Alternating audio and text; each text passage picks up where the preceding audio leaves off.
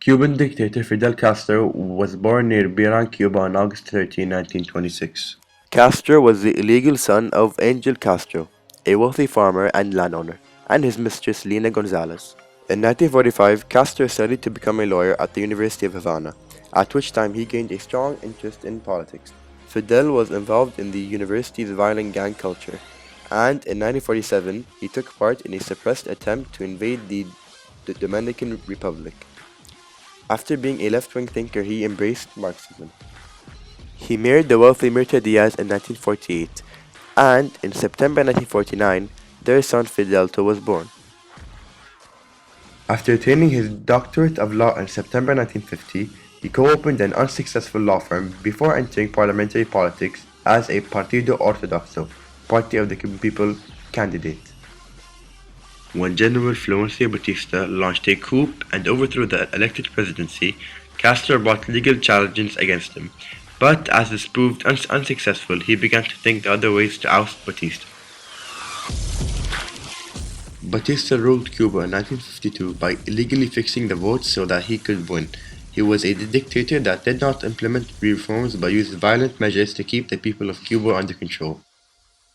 In 1953, Fidel and his brother Raúl, with a group of 160 men that were against the Batista government, attacked a military base, known as the 26th July Movement, but failed to overthrow the government.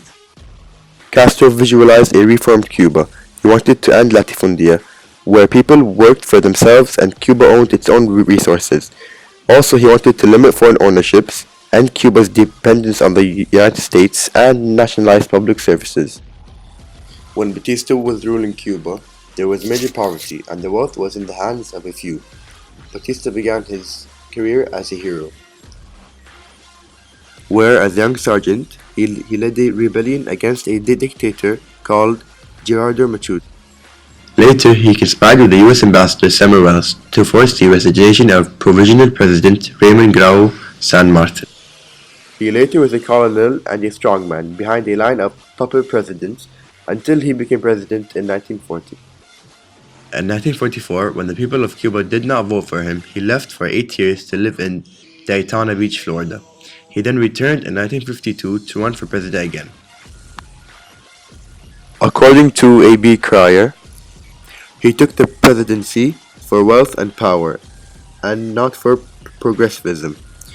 His unpopularity increased even when he offered some political reforms from 1954 to 1956. This is where he exiled Castro and his brother.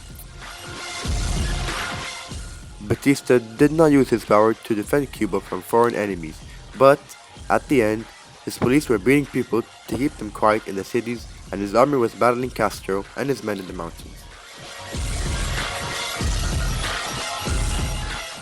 Fidel and his brother Raúl became famous for the 26th July movement.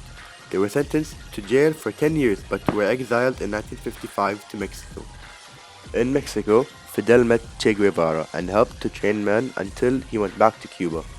According to James DeFranco, early signs of the movement were not good. They arrived by boat in daylight, were attacked by the Cuban Air Force, and suffered many casualties. Castro helped to train men in Mexico until he went back to Cuba on a boat with a dozen men. He used guerrilla tactics to take over one town after another. Guevara became part of Fidel Castro's efforts to overthrow the Batista government in Cuba. He served as a military advisor to Castro and led guerrilla troops in battles against Batista forces with Castro. As the acknowledged revolutionary leader, Castro became commander-in-chief of the armed forces in Cuba's new temporary government. Manuel Urrutia, a moderate liberal, was the president of Cuba at this time. In February 1959, Castro became a premier and thus head of the government. By the time Urrutia was forced to resign in July 1959, Castro had taken successful political power into his own hands. Castro has come to power with the support of Cuban city dwellers, on the basis of his promises to restore the 1940 Constitution, to create an honest administration, and to restore civil and political liberties. Fidel visualized a reformed Cuba, where people worked for themselves and Cuba owned its own resources. Castro developed a new party to have a lot of supporters. that the party was the Cuban Communist Party. He did not consider himself a communist but turned communist because he needed administrative help. Communists were willing to help. Political reforms. The US told Castro that if they turned into a communist region, they won't have their support anymore.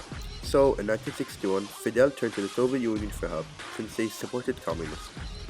Castro remained premier until 1976, when a new constitution created a National Assembly, and Castro became president of that body state council. He retained the posts of Commander-in-Chief of the Armed Forces and Secretary-General, and he continued to exercise unquestioned and total control over the government. Castro's brother Raul, Minister of Armed Forces, ranked second to him in all government and party polls. Economic reform. In the Sierra Mountains, which were ruled by Fidel and his army from 1957 to 1958, Fidel already distributed some of the land to coffee growers and survival farmers. In 1960, talks began between the USSR and Castro, and it made Russia start sending oil to Cuba, which the US companies refused to refund. The entire American-owned businesses and farms were seized.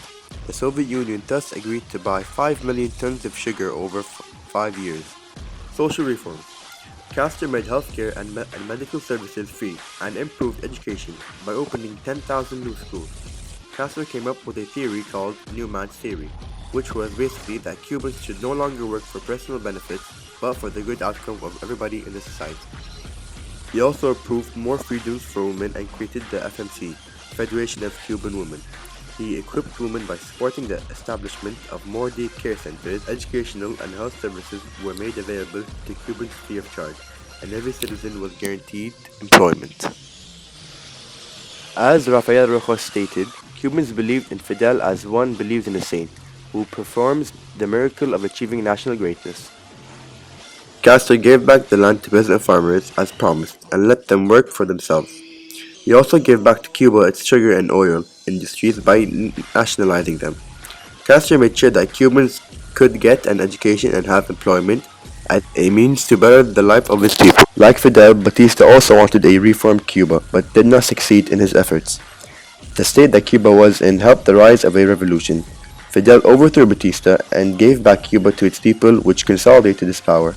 His aim was to raise the standard of living of the Cuban people.